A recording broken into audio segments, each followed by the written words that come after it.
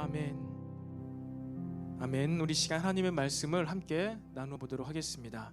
우리 마가복음 10장 1절부터 30절까지 있는데 우리 28절까지 마가복음 10장 1절부터 28절까지의 말씀을 우리가 교독으로 한번 읽어보도록 하겠습니다. 짧지 않은 말씀이긴 하지만요, 한 가지 의미를 담고 있는 성경 본문의 말씀입니다. 우리가 1절부터 28절까지 말씀을 생각하며 묵상하며 교독으로 함께 읽어보도록 하겠습니다. 제가 먼저 1절 말씀을 봉독하겠습니다. 예수께서 거기서 떠나 유대 지경과 요단강 건너편으로 가시니 무리가 다시 모여들거늘 예수께서 다시 전례대로 가르치시더니 바리새인들이 예수께 나와 그를 시험하여 묻되 사람이 아내를 버리는 것이 옳으니까 대답하여 이르시되 모세가 어떻게 너희에게 명하였느냐. 이르되 모세는 이혼 증서를 써주어 버리기를 허락하였나이다. 예수께서 그들에게 이르시되 너희 마음이 완악함으로 말미암아 이 명령을 기록하였거니와 창조 때로부터 사람을 남자와 여자로 지으셨으니 이러므로 사람이 그 부모를 떠나서 그 둘이 한 몸이 될지니라. 이러한즉 이제 둘이 아니요 한 몸이니 그러므로 하나님이 짝지어 주신 것을 사람이 나누지 못할지니라 하시더라. 집에서 제자들이 다시 이 일을 물으니 이르시되 누구든지 그 아내를 버리고 다른 데 장가 드는 자는 본처에게 간음을 행함이요 또 아내가 남편을 버리고 다른 데로 시집가면 간음을 행함이니라. 사람들이 예수께서 만져 주심을 바라고 어린아이들을 데리고 오매 제자들이 꾸짖거늘 예수께서 보시고 노하시어 이르시되 어린아이들이 내게 오는 것을 용납하고 금하지 말라. 하나님의 나라가 이런 자의 것이니라. 내가 진실로 너에게 이르노니 누구든지 하나님의 나라를 어린아이와 같이 받들지 않는 자는 결단코 그곳에 들어가지 못하리라 하시고 그 어린아이들을 안고 그들 위에 안수하시고 축복하시니라. 예수께서 길에 나가실새 한 사람이 달려와서 꿇어 앉아 묻자오되 선한 선생님이여 내가 무엇을 하여야 영생을 얻으리이까.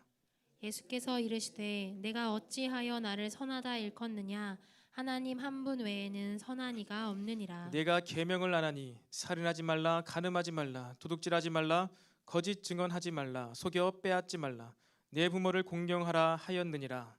그가 여짜오되 선생님이여 이것은 내가 어려서부터 다 지켰나이다. 예수께서 그를 보시고 사랑하사 이르시되 네게 아직도 한 가지 부족한 것이 있으니 가서 네게 있는 것을 다 팔아 가난한 자들에게 주라. 그리하며 하늘에서 보화가 네게 있으리라. 그리고 와서 나를 따르라 하시니 그 사람은 재물이 많은 고로 이 말씀으로 인하여 슬픈 기색을 띠고 근심하며 가니라. 예수께서 둘러보시고 제자들에게 이르시되 재물이 있는 자는 하나님의 나라에 들어가기가 심히 어렵도다 하시니 제자들이 그 말씀에 놀라는지라. 예수께서 다시 대답하여 이르시되 얘들아 하나님의 나라에 들어가기가 얼마나 어려운지 낙타가 바늘기로 나가는 것이 부자가 하나님의 나라에 들어가는 것보다 쉬우니라 하시니 제자들이 매우 놀라 서로 말하되 그런즉 누가 구원을 얻을 수 있는가 하니 예수께서 그들을 보시며 이르시되 사람으로는 할 수 없으되 하나님으로는 그렇지 아니하니 하나님으로서는 다 하실 수 있느니라. 함께 읽겠습니다. 베드로가 여짜와 이르되 보소서 우리가 모든 것을 버리고 주를 따랐나이다. 아멘. 아멘. 이 시간도 우리가 앞뒤 또 좌우에 있는 지체들과 이렇게 좀 권면하며 인사했으면 좋겠습니다. 날마다 기도합시다. 시작. 날마다 기도합시다. 우리 뒤에 있는 우리 한 번 더 날마다 성령 충만합시다. 시작. 날마다 성령 충만합시다. 날마다 성령 충만합시다. 우리는 마가복음을 통하여서 계속해서 하나님 나라의 복음, 그 예수님에 대해서 배워가고 있습니다. 지난 시간에 9장까지 해서 우리는 중간 결론을 내렸다고 말씀을 나누었어요. 그래서 오늘 10장부터 다시 또 사람들이 모여들고 예수님께서 다시 전례대로 가르치기 시작했습니다. 하나님 나라의 복음에 대해서 가르침에 대해서 다시 가르침을 시작하신 것이에요. 여러분, 우리는 이 하나님 나라의 복음에 대해서 이 천국에 대해서 영생에 대해서 우리가 이 말씀을 통하여서 다시 한번 묵상하며 되새기는 시간이 되기를 바랍니다. 우리의 이 신앙생활, 교회에서 하는 이 신앙생활은요, 죽어서 가는 천국, 어떠한 극락의 세상, 단순히 그것만을 말하고 있지가 않습니다. 예수님을 믿음으로 말미암아 우리가 신앙생활하고 믿음생활하고 교회생활한다는 것은요, 그 영생이 이곳에서부터, 우리 안에서부터 시작되었다는 사실을 반드시 기억해야 됩니다. 그래서 우리는 신앙생활할 때, 믿음생활할 때 이 땅에서의 삶은 너무나 어려워, 힘들어, 나는 그냥 천국에 가서 행복하게 고통 없이 편하게 살고 싶어. 여러분, 이것은 우리 기독교가 말하는 그 복음, 천국의 개념이 아닙니다. 천국이 여기 있다 저기 있다 하지 말라. 천국은 이미 너희 안에 시작이 되었다. 여러분, 천국은요, 우리 안에 시작이 되었습니다. 하나님께서는요, 우리가 주님을 믿는 그 즉시 하나님의 나라를 우리 가운데서 시작을 하셨어요. 그리고 그것을 이 땅 가운데서부터 우리가 느끼며 경험하며 누리며 살아갈 수 있도록 어떻게 해요? 우리에게 이 말씀을 주신 거예요. 복음서를 주신 것입니다. 비록 때로는 제한적일 수도 있지만 저와 여러분이 이 복음서 말씀을 통해서 하나님의 나라의 복음, 이 천국 믿음 생활을 지금 이 순간부터 누리며 살아가게 되기를 간절히 소망합니다. 여러분, 우리가 잘 아는 말씀을 오늘 본문 가운데 묵상을 했습니다. 어떠한 말씀이 있습니까? 우리가 결혼식에 가서 어렵지 않게 들을 수 있는 말씀이 앞부분에 기록이 되어 있죠. 결혼은 하나님께서 정하신 것이다. 하나님께서 정하신 것을 사람이 나눌 수가 없다. 그래서 평생 이 한 여자와 한 남자와 행복하게 사시길 바랍니다. 이런 결혼식 가운데 주례사를 우리는 어렵지 않게 들을 수가 있었을 거예요. 여러분, 근데 이 본문의 메시지는요, 단순히 그러한 내용을 넘어서서 결혼을 한 남자와 한 여자랑 해서 헤어지지 말고 두 사람이서 행복하게 사십시오라는 이 차원에서 넘어서서 또 다른 이야기를 하고 있는 것입니다. 너희가 한 남자와 한 여자가 함께 만나서 이 결혼 생활을 유지하기 위해서 하나님께서 우리에게 율법을, 말씀을 주셨는데 너희가 그 율법, 그 말씀을 너희 마음대로 사용하고 있구나. 이것에 대해서 이야기를 하고 계신 거예요. 그리고 어린아이에게 나옵니다. 그리고 마지막으로 부자, 관리, 청년에 대한 이야기가 나옵니다. 이 세 가지의 이야기가요, 오늘 우리에게 한 가지 이야기를 하고 있는 것이에요. 바로 누가 어린아이와 같은 자인가라는 것입니다. 왜 그래요? 어린아이와 같은 자가, 어린아이의 특성을 가지고 있는 그 자가 천국에 갈 수 있고, 그러한 자들이 이 땅 가운데 우리 마음 가운데 시작된 천국을 누릴 수가 있기 때문입니다. 한마디로 부자, 관리, 청년과 이 바리새인들은 무엇과 같지 않다는 거예요.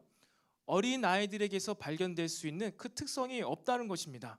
너희들에게 어린아이와 같은 모습이 없구나. 그런데 너희가 원하는 그 천국은 어린 아이들 같은 이 그들의 특성, 이것을 가진 자들을 위한 것이야. 이러한 자들이 천국을 누릴 수가 있는 것이야. 이것을 우리에게 말씀해 주고 있는 것입니다. 바라기는 저와 여러분이요, 그래서 어린 아이들에게만 천국이 주어진다는 것이 아닙니다. 어린 아이와 같이, 도대체 어린 아이에게는 어떤 특성이 있길래 다른 자도 아니고 어린 아이들에게, 그와 같은 자들에게 천국이 주어지는지를 우리가 함께 살펴보기를 원합니다. 사람은 태어나면서부터 갓난아기서부터 어린이, 청소년, 사춘기를 지나서 청년, 장년, 노년의 때를 살아가게 됩니다. 한 사람 동일한 한 인격체이지만 그 인생의 시즌마다, 시기마다요, 굉장히 다른 특성들이 나타나는 것 같습니다. 어린아이는 갓난아기의 그런 특성이 있고, 또 나이가 들면서 사춘기가 되면 학생의 때 무엇이 있습니까? 자기 정체성을 확립해가는 시기가 있습니다. 그렇기 때문에 이 사춘기 때는 무슨 때라고 여러분들 윤리 시간에 배웠습니까? 질풍노도의 시기이죠. 질풍노도의 시기라고 해서, 저는 이제 중고등학교 윤리 시간에 배울 때 저희 때는 중고등학교 다닐 때 잘 나가는 친구들은 항상 이렇게 내달렸어요. 질풍과 같이 내달렸습니다. 무엇이냐면 무엇이죠? 바이시클, 모터바이크를 타고선 오토바이를 타고서 막 왱왱 하고 다니는 것이 저희 때 이 학생들의 특징이었습니다. 그래서 저는 고등학교 때 사춘기는 질풍노도의 시기다라는 얘기를 들었을 때 그런 친구들이 떠오르는 거예요. 오토바이를 끌고 막 내달리는 친구들이 떠올랐습니다. 사춘기 때는 특성이 있죠. 도대체 나는 누구인가? 나는 무엇을 해야 되는가? 나는 왜 존재하지? 나는 무엇을 하고 살아가야 되지? 그러니까 자기 자아 정체성에 대해서 심각하게 고민도 하고 남이 정해주는 어떠한 삶의 모습과 라이프 스타일을 받아들이기가 힘든 거예요. 자기 주장이, 자기 생각이, 자기의 자아가 성립해가는 그러한 특성이 가장 많이 발현되는 시기가 이 학생 때이기 때문입니다. 그리고 이 학생 때를 지나서 청년의 때에 들어가면 또 어떤 특징이 있습니까? 청년의 때에는 굉장히 이성이 발달하지요. 합리적인 것, 이성이 발달합니다. 그래서 대학생 때, 청년의 때 이 이상적인 이성이 발전하는 가장 이제 성향이 두드러지는 청년의 때 그러한 특성으로 무엇을 하지요?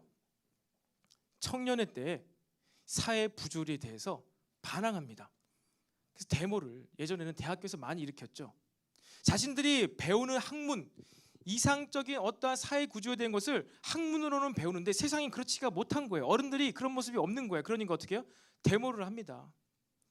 내가 학교에서 배운 대로 이 사상, 이 학문에서 배운 것과 같은 세상을 우리가 만들어 보겠다. 그 부정부패를 내가 한번 다 척결하고 내가 배운 그 이상향의 세계를 내가 만들어 보리라. 그러한 성향이 이 청년에 대해 가장 많이 발현됩니다.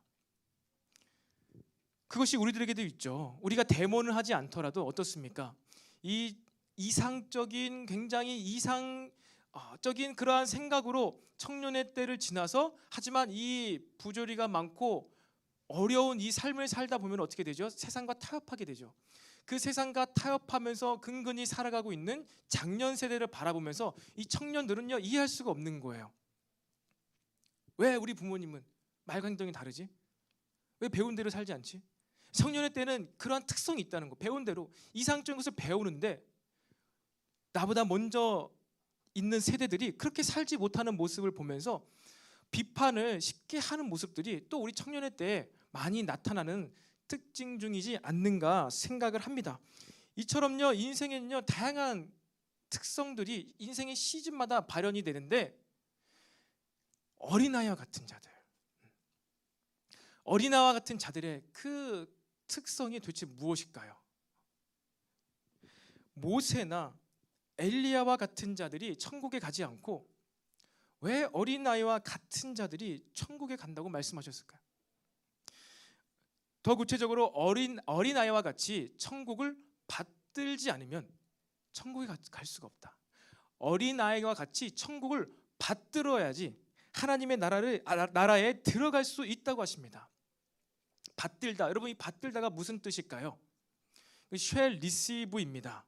이게 뭐 받아서 이렇게 드는 것이 아니라 어린아이와 같이 천국을 받아들이지 아니하면 천국에 갈 수 없다는 거예요. 하나님 나라에 들어갈 수가 없다는 것입니다.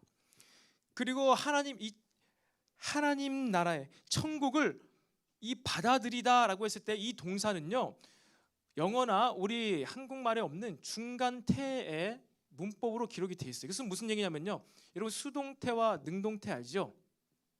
영어 시간에 배웠지요. 수동태는 내가 이렇게 받는 것, 그리고 능동태는 내가 적극적으로 하는 것입니다. 근데 이 헬라어에는요 중간태가 있어요. 중간태. 한마디로 어린 아이들에게 천국이 딱 주어졌어요.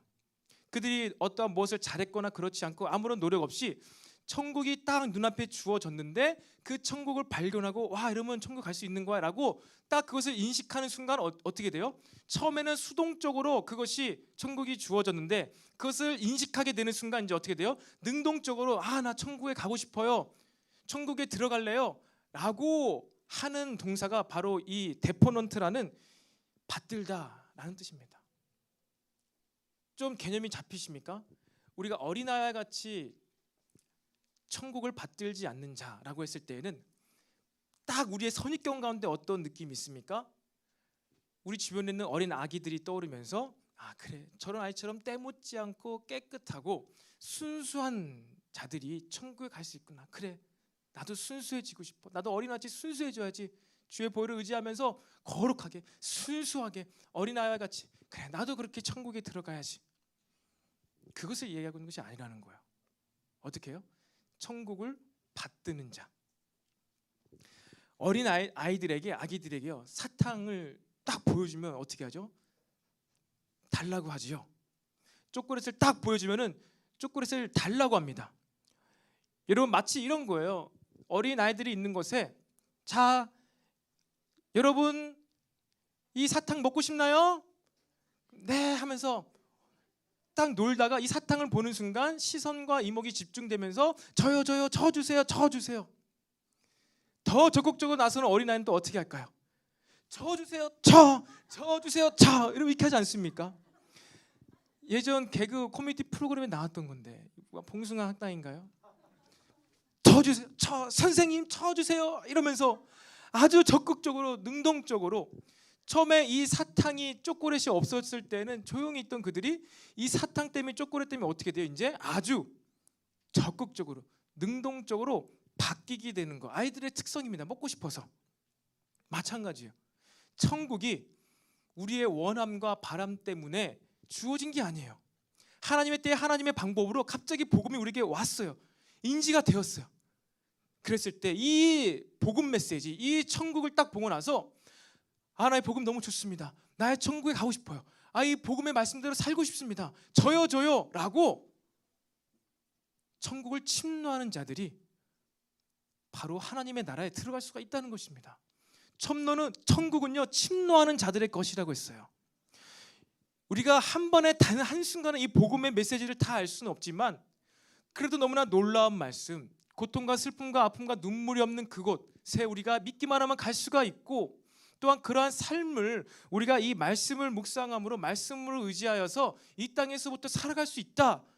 나는 사탕과 초콜릿보다 너무나 달콤하고 감사한 메시지가, 천국이 우리 눈앞에 왔는데 그것에 대해서 반응하지 못하고, 오늘 바리새인과 율법 교사들처럼 그것에 순종하는 것이 아니라 그것을 자기가 사용하려 들고, 또한 자기가 가지고 있는 것 때문에 그것을 내려놓지 못하고 그 천국을 판단했을 때에는 바로 천국에 들어갈 수가 없다는 사실입니다. 여러분, 오늘 본문에서 우리 주님께서 말씀하고 계신 이 어린아이들의 특징들, 그러한 어린아이의 특징들이 우리 마음 가운데, 우리 안에서 발견되어지기를 소망합니다. 어린아이와 같은 모습을 막아서는 모든 대적들의 공격으로부터 우리가 벗어나게 되기를 소망합니다. 여러분, 오늘 본문에 세 부류의 사람이 등장하죠. 첫 번째로는요, 가장 어른처럼 보이는 사람들입니다. 바리새인들과 부자 청년이라고 할 수 있습니다. 첫 부류의 사람이 등장합니다. 그리고 두 번째로는 어린 아이인 척하는 베드로가 나옵니다. 어른이라고 해야 될까요? 내가 모든 것을 버리고 주를 따랐나이다. 어린 아이인 척하는 어른인 베드로가 나옵니다. 그리고 진짜 어린 아이들이 소개되고 있습니다. 바리새인과 부자 청년이 어린 아이와 같지가 않고, 베드로는 어린 아이가 되고 싶어요. 그렇기 때문에 주님께서는 베드로에게는요 가르침을 주신 것입니다. 바리새인들은 책망하고 부자 청년은 떠나가고, 하지만 똑같이 어른이에요. 근데 어린이가 되고 싶은 거예요. 근데 방법을 몰라요. 그러한 베드로에게는요 주님이 어떻게 하신다고요? 가르침을 주십니다. 주님을 따라오게 하세요. 주님을 따라옴으로 바로 베드로와 같은 자들은요 천국에 들어갈 수 있게 된다는 것입니다. 여러분, 모세의 율법을 곡해하는 당시의 바리새인들을 예수님께서 책망하시죠. 그들의 굳어진 마음을 혼내십니다. 이 바리새인과 이 부자 청년이 왜 어린아이와 같지 않은지, 그들이 도대체 어떤 것을 잘못 해석했는지, 잘못 이해했는지를 우리가 먼저 보기 원해요. 모세 시대의 이혼 증서 제도, 이혼 증서를 만들면 이혼할 수 있다라는 이 제도를 하나님께서 왜 만드셨을까요? 신명기 또 출애굽기에 등장하는 율법의 말씀입니다. 이 하나님께서 정하신 짝, 그 사람이 나눌 수가 없다고 했는데 분명히 모세 율법 가운데서는요 이혼 증서를 써 주면은 이혼할 수 있다고 그렇게 율법에 기록이 되어 있습니다. 여러분 이것을 하나님께서 왜 만드셨을까요? 그것은 남자의 주관적 판단에 의하여서 아내를 버리지 않게 하기 위함입니다. 이혼하는 경우가 두 가지가 소개되는데요. 그것은 첫 번째 간음죄를 저질렀을 때 이혼할 수가 있고요. 두 번째로는 모르고 결혼했는데 여자에게서 수치스러운 일이 발생했을 때, 그것이 구체적으로 정확하게 어떤 것인지는 여러 학자들마다 이야기가 다르지만 수치스러운 가문의 명예에 실추하게 만드는 그러한 수치스러운 일이 발생하게 되었을 때에는 이것을 공식적으로 드러내어서 이래서 우리의 결혼은 취소합니다 라고 이혼 증서를 만들어 주면은 그 이스라엘 공동체가 이것을 다 인정하고 결혼을 무효화시키고 이 여성은 다시 또 자신을 정결하게 하고 다른 남자와 합법적으로 결혼할 수 있게 하는 것이 바로 이 이혼 증서입니다. 한마디로 이혼은 공식적인 방법을 통해서만 가능하다는 것을 보여주는 것이지요. 왜? 이 여성이 다시 결혼할 수 있게 하기 위해서. 반대의 경우에도 마찬가지입니다. 그런데 바리새인들은 이 율법을, 그러니까 이 율법이 있었던 이유는 그러니까 인간에게 죄가 있기 때문이에요. 타락해서 연약함이 있기 때문에 하나님께서 정하셔서 한 몸으로 만들어 주셨지만 피치 못할 사정으로 인하여서 또 분리될 수밖에 없는 그러한 일이 인간의 죄 때문에 있다는 것입니다. 다시 기회를 주는 거예요. 이혼 증서를 써 주는 것은 바리새인들이 이 신약 시대에 사용했던 것처럼 그냥 이혼하게 만드는 도구와 수단과 남자를 합법적으로 버리게 하기 위하여서 이 제도를 만드신 것이 아니라 연약한 인간들의 그 죄성을 덮고 기회를 한 번 더 주기 위해서 이혼 제도를 하나님께서 만들어 주신 거예요. 그런데 이 바리새인들은 그것을 어떻게 이용해 버렸다고요? 내가 내 아내가 싫으면은, 같이 살기 싫으면은 어떻게 한다고요? 이혼 증서를 써서 나는 이제 이 여자와 더 이상 살지 않기로 했습니다. 뭐 이러한 것이 못마땅해서 성격이 차이가 나서 뭐 몰랐던 사실을 내가 알게 되어서 과거의 제가 드러나서 뭐 나는 더 이상 살 수 없습니다. 이렇게 그냥 써주기만 하면은 내가 아내를 버릴 수 있다는 것이죠. 근데 또 여기서 이제 악한 일이 발생되는 것이죠. 내 아내보다 더 예쁜 여자를 만나게 된 거예요. 그렇게 되었을 때 이 율법을 사용하는 사람들은 이것을 어떻게 사용할 수 있을까요? 사건을 만들든지 계략을 짜서든지 이 여자를 버릴 수 있게 음모를 꾸밀 수 있어요. 그리고 이혼 증서를 써주면은 진짜로 이혼을 할 수가 있고 이 남자는 다시 또 다른 진짜 더 좋은, 본인 눈에 보기에 더 좋은 그런 여성과 결혼할 수가 있다는 거예요. 우리의 인간의 죄성을 덮어주기 위해서 만든 이 율법인데 지금 이 어른인 바리새인들은 어떻게 했다는 거예요? 너의 마음들의 인간의 사람의 완악함 때문에 하나님께서 율법을 이 이혼 증서, 이 이혼 제도를 말씀해 주셨는데 너희들이 이것을 사용하여서 너희들 마음대로 너희들이 기회가 되는 대로 다른 또 새로운 여자를 만나기 위해서 이것을 사용하고 있구나. 악하다. 그 생각을 우리 예수님께서 책망하신 것이죠.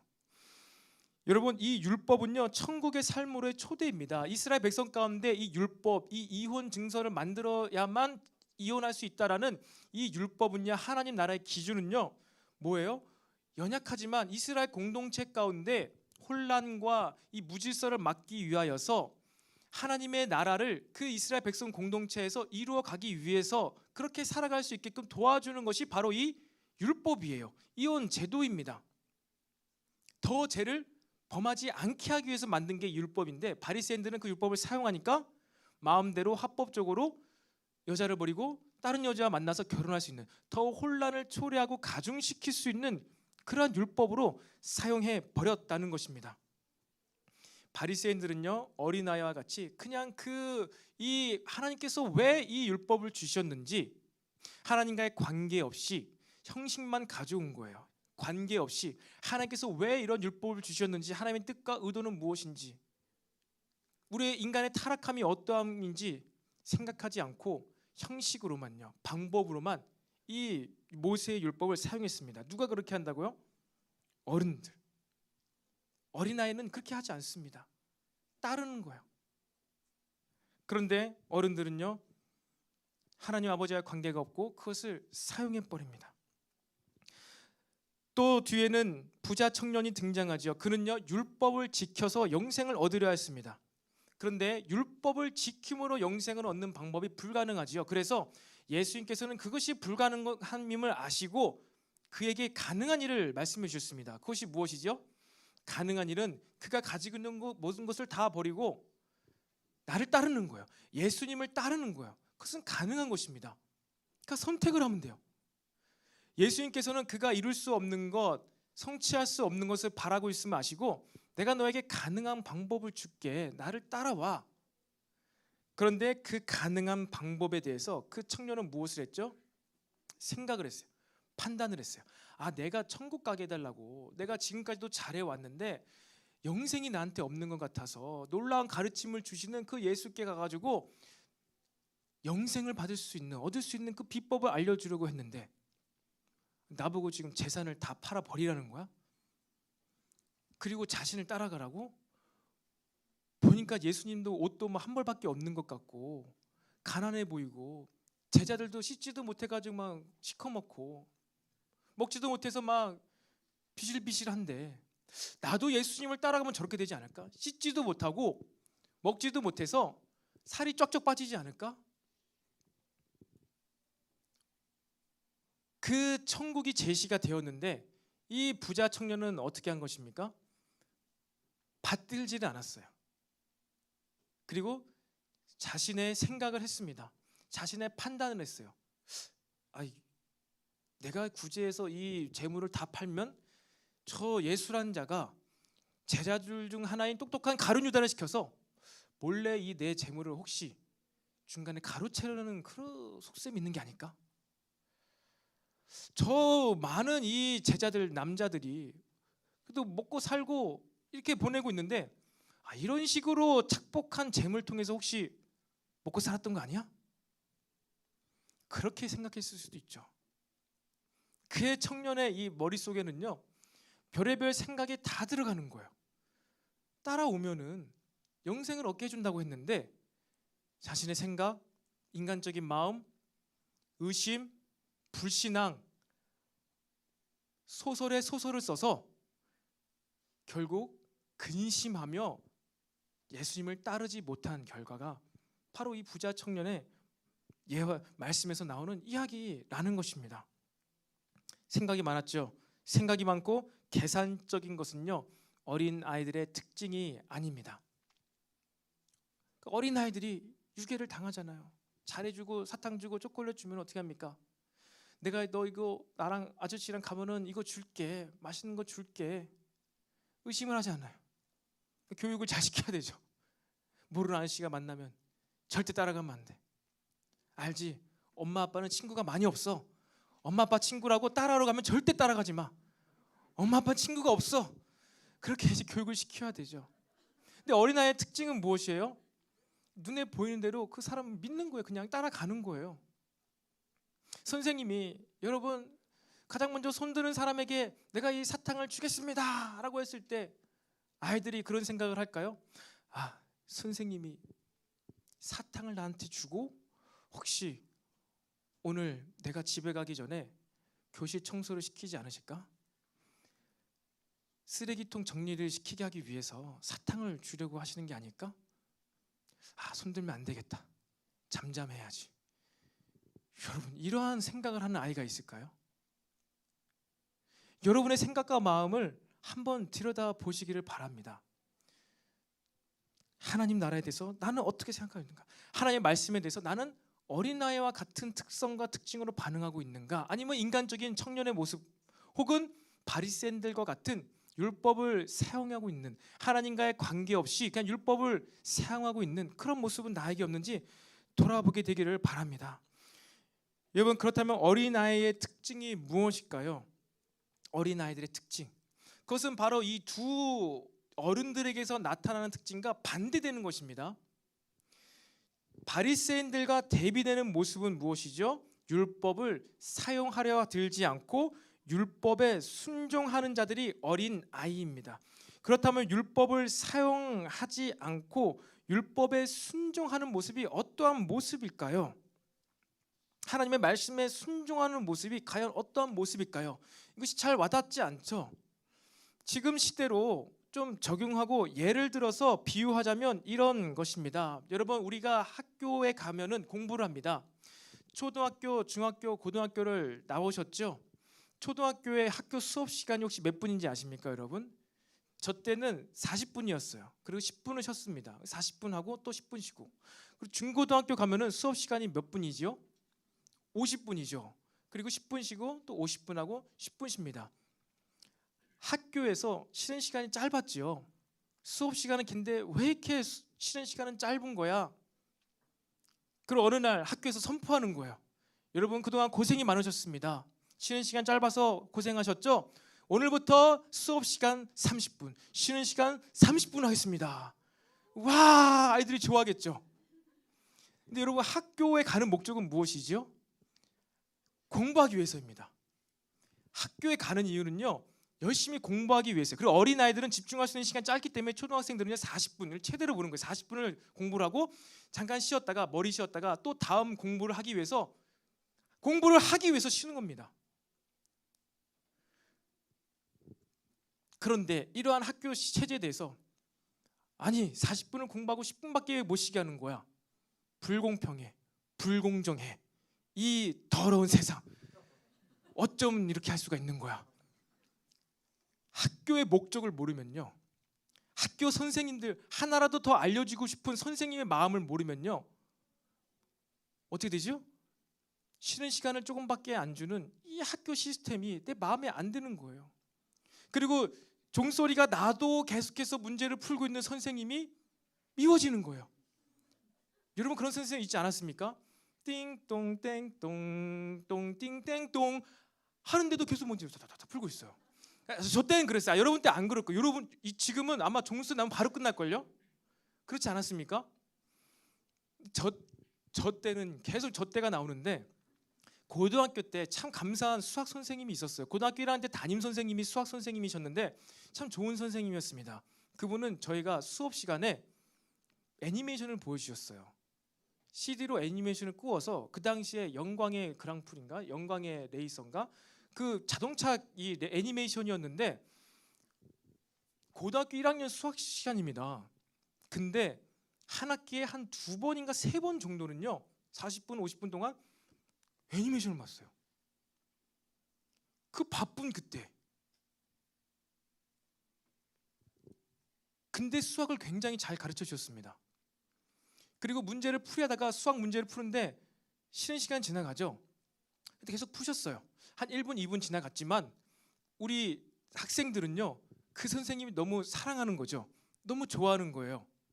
그래서 전혀 불만이 없었어요. 그 선생님이 얼마나 우리 사랑한지 알고 있고, 우리가 이 수능 문제를 하나라도 더 맞추게 하기 위해서 이 지금 풀고 있는 중간에 이 수학의 풀이를 멈추지 않고 끝까지 알려주려는 그 선생님을 인정했습니다. 그러니까 관계가 좋으니까, 그러니까 관계가 좋다 보니까 때로는 이 학교의 규칙, 딱 종소리 쉬는 시간이 시작되었음에도 불구하고 공부를 가르쳐 주시는 선생님에 대해서 원망하지 않았어요. 왜? 공부는 쉬러 간 게 아니라, 학교는 쉬러 간 것이 아니라 학교는 공부하러 갔기 때문에. 그런데 아주 규칙과 기준에 익숙하고 그것을 칼같이 지키는 학생이, 그 선생님, 학생들에게 이 수능 문제 하나라도 더 알려주고 싶어하는 선생님의 마음은 모르고 종이 쳤는데도 계속 문제 풀이라고 있는 그 선생님 향해서 책상을 팍 치면서, 선생님 수업 시간이 끝났는데 어떻게 학칙을 어기면서 공부를 가르칠 수 있습니까? 이것은 학칙을 어긴 것입니다. 선생님은 지금 범법을 한 것입니다. 신고하겠어요. 카메라로 찍을 거예요. 틀린 말은 아닌 것 같아요. 그런데 잘못된 것이죠. 근데 그 학생의 마음도 이해가 돼요. 난 쉬고 싶은데, 졸린데. 그런데 그 선생님의 마음과 그 선생님의 열정을 몰랐을 때에는 이 학생에게는요, 그 자신의 불편한 마음만 더 점점점 커질 수밖에 없는 거예요. 근데 그 선생님을 이해하고 사랑하고 관계가 좋은 그 당시 저 같은 사람들은요, 괜찮았어요. 좀 더 해도 되지, 5분 쉬지 뭐. 대수롭지 않게 넘어가지만 관계가 좋지 않았을 때는 그 학생에게는 이 상황이 치명적일 수가 있다는 것입니다. 여러분, 하나님 나라도 마찬가지입니다. 그리고 교회는요, 하나님 나라의 맛보기이다, 미리보기다라는 말이 있습니다. 교회는요, 목적이 있어서, 나의 목적이 아니라 하나님의 목적이 있어서 성령께서 세우신 것이 교회라는 사실을 믿으시기 바랍니다. 청년 공동체를 세우신 분도 성령님이세요. 성령님과 하나님과 관계가 좋아야지만, 교회와 관계가 좋아야지만, 완벽할 수 없잖아요. 우리는 연약함이 있습니다. 정해진 것, 약속한 것, 우리가 때로는 어길 수가 있습니다. 기준을 넘어갈 수가 있습니다. 하지만 하나님의 나라의 맛보기, 이 교회 공동체는 무엇을 위하여 존재합니까? 하나님 나라를 위하여, 하나님 나라의 영광을 위하여, 하나님께서 영광 받으시기 위하여서, 하나님의 이름이 존귀케 되기 위하여서 이 교회가 이 땅에 세워지는 거예요. 그런데 그 하나님 아버지의 관계는 전혀 없고, 내가 교회를 통해서 유익과 만족과 안위와 하나님 없는 행복을 얻고자 했을 때에는요, 모든 관계가 불편해집니다. 내 입맛에 맞고 내 귀에 들리기 좋으면은 행복해요. 근데 그렇지 못했을 때에는 모든 것이 불편해집니다. 바라기는 저와 여러분들이 이 하나님 나라에 대하여서, 또 하나님 나라의 맛보기인 교회 공동체에 대하여서 어린 아이와 같은 성향으로, 특성으로 반응하게 되기를 바랍니다. 왜요? 그러한 자들에게 천국이 임하고 그러한 자들이 하나님의 나라에 들어갈 수 있다고 오늘 말씀하셨기 때문입니다. 그리고 부자 청년의 모습과 반대되는 모습이 어린아이의 모습입니다. 예수님께서 나를 따라오라 했을 때 믿고 따라갔어야 됐습니다. 그런데 부자 청년은요, 어떠한 모습이 있었냐면요, 예수님을 처음 봤을 때 어떻게 하죠? 예수님을요, 선한 선생이요, 내가 어릴 때부터 주의 율법을 다 지켰습니다. 하나님 율법을 다 지켰습니다. 십계명을 다 잘 지켰습니다. 선한 선생이요, 막 얘기합니다. 그때 예수님께서 뭐라고 하시죠? 왜 날더러 선한 선생이라느냐? 선한 분은 오직 하나님밖에 없으시다. 굉장히 좀 마음이 상처를 받았을 것 같습니다. 내가 나름 이렇게 대우해줬는데, 웃으면서 경배하면서 선한 선생이라고 칭찬해줬는데, 나한테 다가오는 것은 나 안 선한데?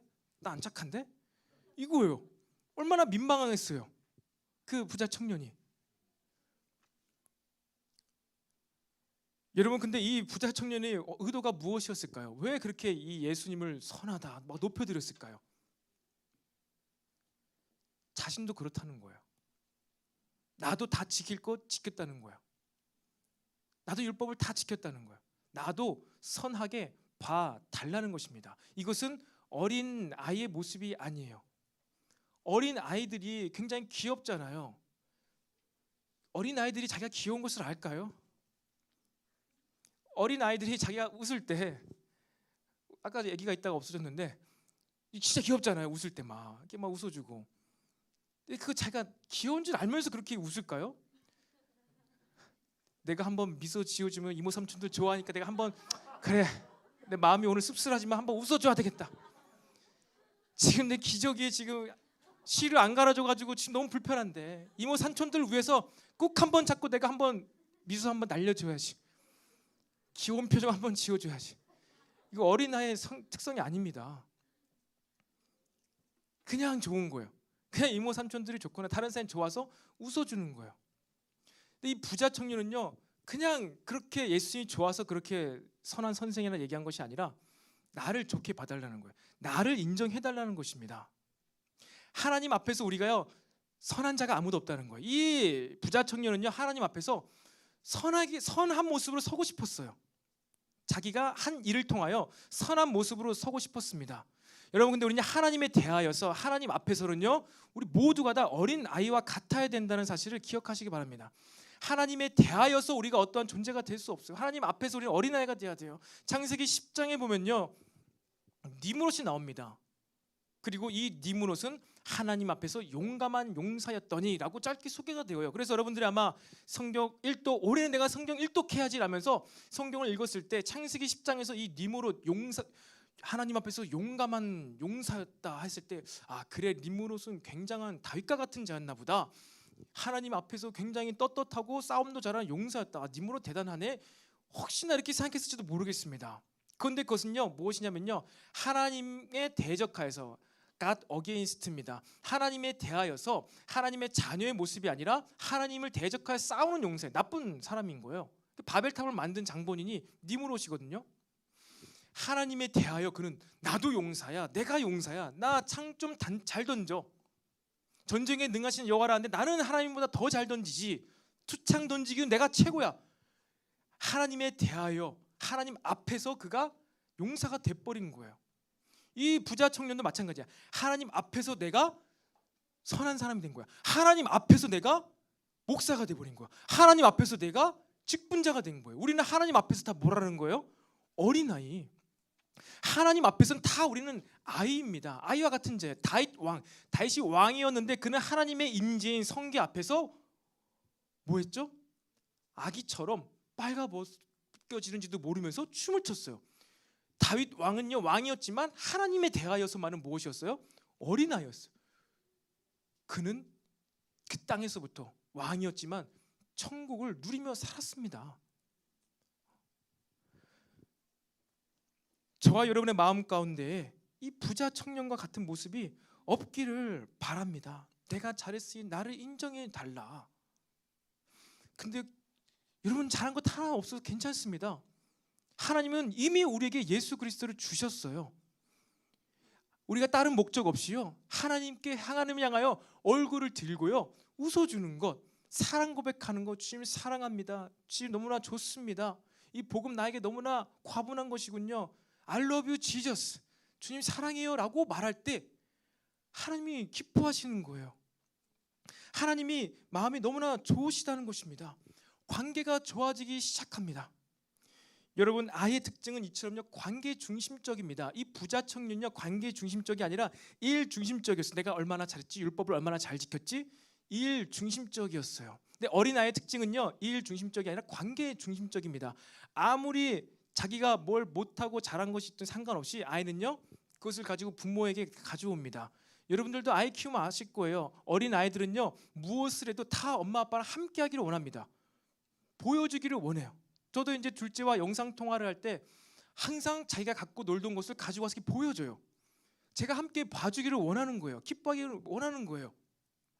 자기가 아무리 뭐 그림을 못 그려도 이거 보라고 해서 보여줘요. 뭐예요? 관계 중심적이라는 거예요. 엄마가 기뻐해야지, 아빠가 즐거워해야지, 자기도 기쁘다는 거예요. 본능적인 것이죠. 이게 어린아이의 특징입니다. 여러분이 하나님 앞에서 무엇입니까? 관계 중심적이 되어야 한다는 거예요. 잘하든 못하든 하나님 앞에서 울고 하나님 앞에서 웃고 하는 그 어린아이의 같은 특징이 우리한테 있기를 바랍니다. 그렇기 때문에 관계 중심적인 성향의 사람들은요, 상대방의 말이 논리적이지 않아도 상대방을 믿습니다. 물론 내가 포도주를 만들어줄게. 논리적이지 않아요. 말도 안 돼. 하지만 제자들은요, 하인들을 시켜서 그것을 시키는 거예요. 관계 중심적입니다.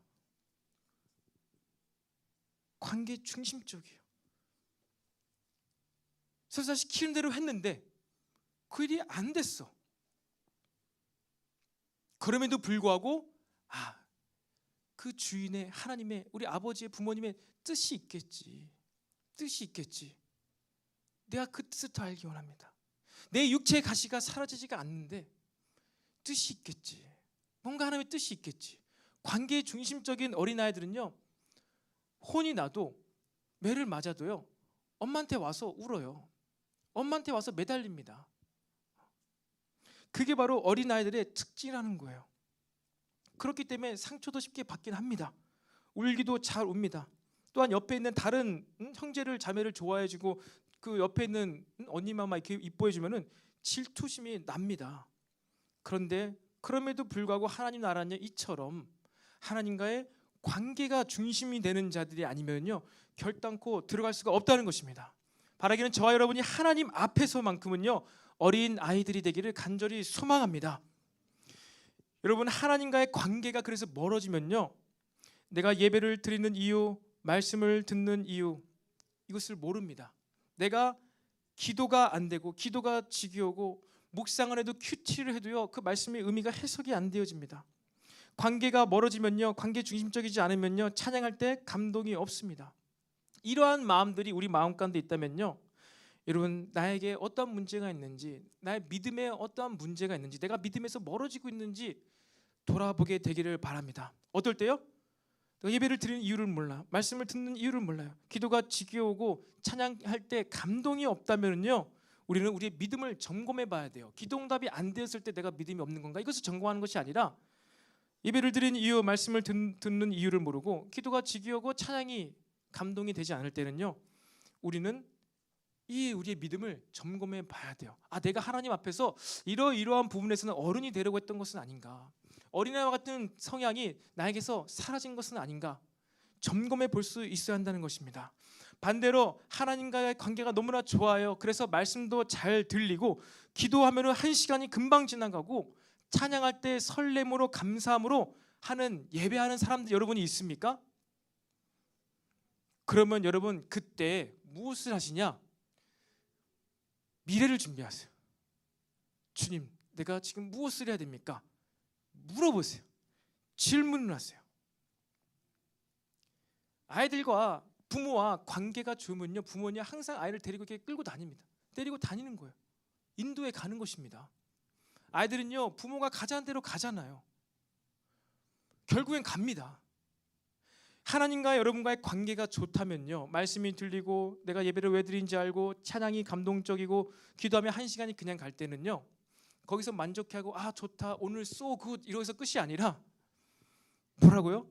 물어보는 거예요. 질문하는 거예요. 미래를 준비하라는 거예요. 내가 무엇을 해야 됩니까? 그때 우리 주님의 감동한 심이 부어져요. 내가 무엇을 준비해야 될지 알게 돼요.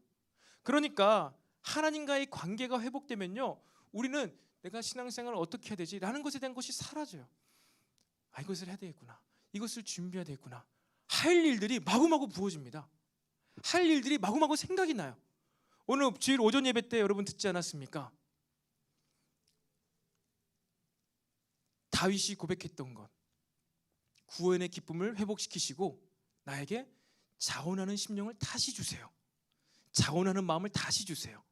다윗은 하나님께서 구약의 때에 시키지도 않았던 찬양팀을 만들어서 찬양을 했습니다. 하나님께서 시키셨던 건요, 율법적인 제사였습니다. 결코 이 찬양의 놀라운 찬양팀 예배의 시간 하나님께서는요 사람에게 요구하시지 않으셨어요. 근데 다윗은요 자원하는 심령으로요, 역대하 보면은 수많은 예배자들을 세워서 노래하게 했어요. 예배하게 했어요. 하나님 영광을 찬양하게 했습니다. 자원하는 심령이에요. 하나님 관계가 너무나 좋고 어린아이와 같은 모습으로 하나님 앞에 서니까 다윗은요 무엇을 할지 알았던 거예요. 언약궤가 6발자국 가도 사람이 죽지 않으니까 제사를 드려요. 6발자국 또 가면 또 제사 드려요. 시키지 않은 자원함이 부어졌습니다. 와, 그렇게 예배도 많이 하고 맨날 제사만 드리면 정말 인생 팍팍했겠다. 그 나라 정말 궁핍했겠다. 근데 우리가 이미 알고 있는 것은 다윗 왕 때 가장 강력했습니다. 가장 부유했던 때가 다윗 왕국 때였다라는 거예요. 그것을 바로 성경의 역사가 증거하고 있습니다. 우리 믿는 자로서 여러분, 저와는요 하나님과의 관계가 바로 우리의 삶의 모습을 결정짓는다 라는 것을 믿으시기 바랍니다. 이것이 믿어지는 것, 그것이 우리의 이 신앙생활의 시작이에요. 그래, 하나님과의 관계, 어린아이와 같은 모습으로 내가 주님과의 관계를 다시 회복해야 되겠다. 따지지 않고 뜻을 물으며, 그럼에도 불구하고 그 뜻을 구하며 찾기를 원하는 자들에게요 하나님께서 삶을 인도해 주세요. 다윗도 한 번 실수를 했죠. 소수로에 끌어서 언약궤를 예루살렘 성으로 데려가려 했다가 모셔가려 했다가 어떻게 됩니까? 소가 갑자기 날뛰어서 수레가 무너져서 언약궤가 떨어지려고 하자 우사가 손으로 그 언약궤를 딱 터치하자 어떻게 됩니까? 우사가 터져 죽어버려요. 실수했습니다. 잘못을 했습니다. 무섭고 두렵고 그래가지고 떠났어요.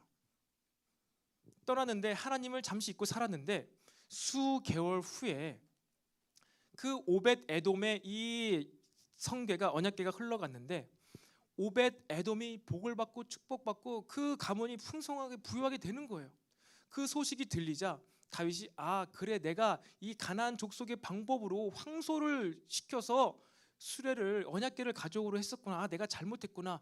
그래 레위인들이 했던 것처럼 사람의 어깨에 매서 그래 내가 잘못했지. 사람의 어깨에 매서 이 언약궤를 가져와야 되겠다. 그래서 사람의 어깨에 방법을 바꿔서 사람의 어깨에 매서 오니까 진짜 사람이 안 터져 죽고 예루살렘 성전까지 그 언약궤가 온 것이에요. 한번 사람이 터져 죽고 실수했고 심판이 임했다고 해서 그냥 떠나버리고 두려워서 벌벌 떠는 것이 아니라 어떤 하나님의 소식들이 들리고 그런 것이 들렸을 때 반응하게 되는 거야. 내가 잘못했었지. 방법을 바꿔서 사람을 시켜서 언약궤를 가져와야 되겠다. 다시 해보자. 그렇게 해서 언약궤가 오니까 다윗의 나라에 다윗 왕국 가운데 엄청난 하나님의 임재가 부어졌던 것입니다. 저와 여러분의 삶 가운데 연약함이 있습니다. 실수가 있습니다. 잘못이 있습니다. 어둠이 있습니다. 그걸 부정할 수는 없습니다. 하지만 그럼에도 불구하고 우리는 계속해서 새로운 마음으로 새로운 방법으로 하나님이 기뻐하시는 방법으로 계속 우리 삶을 맞춰가는 거예요. 그런 특징이 무엇입니까? 어린아이의 특징이에요. 될 때까지 때를 쓰면서 우는 거예요. 이렇게 저렇게 울어보고 때를 쓰면서 하나님께서 부모님이 나의 목소리를 듣게 하기 위해서 우는 것이 어린아이의 특징 아니겠습니까? 여러분, 그런데 이러한 관계 중심적인 모습이 아닌 자기 중심적이고 일적인 모습이 주님 가까이에 있었던 베드로에게도 나타납니다. 오늘 마지막이에요. 어른도 아니고 어린이도 아니고 어른이 베드로입니다. 이제 주님께서 모든 것을 다 버리고 나를 따라야 한다. 그러한 자가 날아갈 수 있다라고 하니까 베드로가 딱 듣고 무엇을 합니까? 28절 말씀에 보소서 우리가 모든 것을 버리고 주를 따랐나이다. 내가 주님 뜻대로 했다는 거예요. 내가 다 버렸다는 거예요. 난 주님이 좋아서 모든 것을 다 버리고 주님 따랐습니다. 일 중심적으로 보이지 않고 관계 중심적인 것처럼 보입니다. 주님을 따랐다. 그런데 만약에 진짜 베드로가 주님이 원하시는 대답을 했더라면은 우리 주님께서 어떻게 하셨겠습니까? 바로 전에 했던 것처럼 바요나 시몬아 이를 알게 한 것은 모든 것을 다 버리게 하신 일은 너의 혈육이 아니라 하늘에 계신 아버지께서 너로 하여금 그것을 다 버리게 하셨다. 잘하였도다. 이렇게 칭찬하지 않으시고 뭐라고 하시죠? 나와 복음을 위하여 형제나 자매나 집이나 어머니나 아버지나 자식이나 전토를 벌인 자는 내세의 영광을 얻지 못할 자가 없다라고 하셨습니다. 뭔가 베드로도 핀트가 벗어난 거예요. 무엇입니까? 예수님께서 나와 복음을 위하여 버린 자입니다. 나와 복음을 위하여 버린 자. 제자들은 베드로는요 왜 이 모든 것을 버리고 주님을 따랐을까요? 주님을 위해 버린 게 아니에요. 주님을 위해서 버린 게 아니었어요. 나와 복음을 위해서 예수님과 복음을 위하여 버린 것이 아니었어요. 자신을 위해서 버린 것이었어요. 부자 청년과 똑같은 의도로 주님을 따르고 있는 것입니다. 드러난 마음과 드러나지 않고 숨기고 있는 마음의 차이지요. 하지만 베드로는 어린이가 되고 싶어요. 근데 그가 너무 연약한 것이죠. 그렇기 때문에 예수님께서는요 교정해 주시는 거예요. 그래 잘 버렸는데 나와 복음을 위해서 버려야 돼. 나와 복음을 위해서 버린 자들에게 영생이 주어지는 것이야. 이렇게 얘기를 하신 것입니다. 말씀을 마무리하겠습니다. 사랑하는 청년 여러분, 저와 여러분은 지금 무엇을 바라고 믿음 생활을 하고 있습니까? 오늘의 어린 아이는요 능력 없고 연약하고 잘하는 것이 하나도 없는 그 어린 아이를 의미하는 것이 아닙니다. 자기 고집을 꺾지 않는 단순히 떼쓰는 그런 어린 아이들을 의미하는 것이 아닙니다. 관계 중심적이고 의심하지 않고 가자는 대로 가고 오라는 대로 오는 이 관계 중심적인 순종하는 그러한 것이 마음 가운데 자리 잡고 있는 그 어린 아이와 같은 자들이 바로 하나님의 나라에 들어갈 수 있다라고 말씀을 하신 것입니다.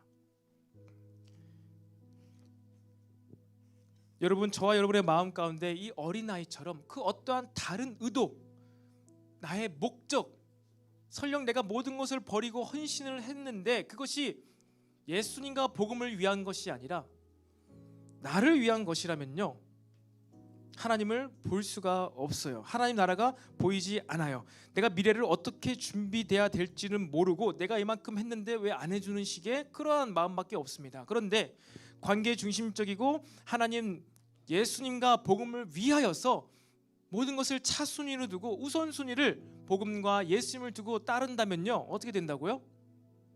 무엇을 할지를 알게 돼요. 내가 지금 어디로 가야 될지를 알게 돼요. 자원하는 심령이 마구마구 부어져요. 그러니 신앙생활을요, 믿음생활을요 할 수가 있는 것입니다. 여러분, 그렇게요 저와 여러분은요 하나님 앞에서는 어린아이가 되는 자가 바로 영적인 성장을 거듭할 수가 있습니다. 하나님 앞에서 어린아이가 영적인 어른이 될 수가 있는 거예요. 하나님 앞에서 그러한 자가 그의 인격이 성숙해질 수가 있는 것입니다. 그의 전 인격이 성장할 수가 있는 것입니다. 사랑하는 청년 여러분, 오늘도 주님께서는요 저와 여러분을요 어린아이로 부르십니다.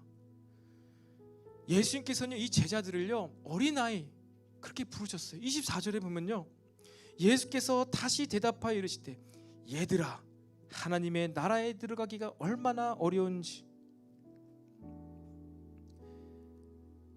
얘들아, 하나님의 나라에 들어가기가 얼마나 어려운지. 그러니까 우리 하나님께서는요, 우리 주님께서는요 우리를 뭘로 부르시는 거예요? 얘들아, 내 앞에서 어린아이가 되어달라. 이 초청입니다. 이 따뜻한 음성이지 않습니까? 얘들아입니다. 얘들아, 하나님의 나라에 들어가기가 낙타가 바늘기로 들어간 것보다 어렵다. 부자가 천국에 들어간 것은 낙타가 바늘기로 들어간 것보다 어려워, 불가능한 일이야. 하지만 사람이 하지 못하는 것을 하나님께서는 할 수가 있어. 그러니 하나님을 붙잡아야 돼.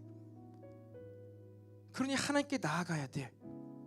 어린아이와 같이 너희들이 방금 보았던 내가 좋아서, 다른 어떤 것도 바라지 않고 내가 좋아서 자신의 자녀들을 데려와서 안수해 주기를 바라는 그 부모들과 그 어린 자녀들, 그들이 바로 하나님 나라에 들어갈 수 있는 자들이야.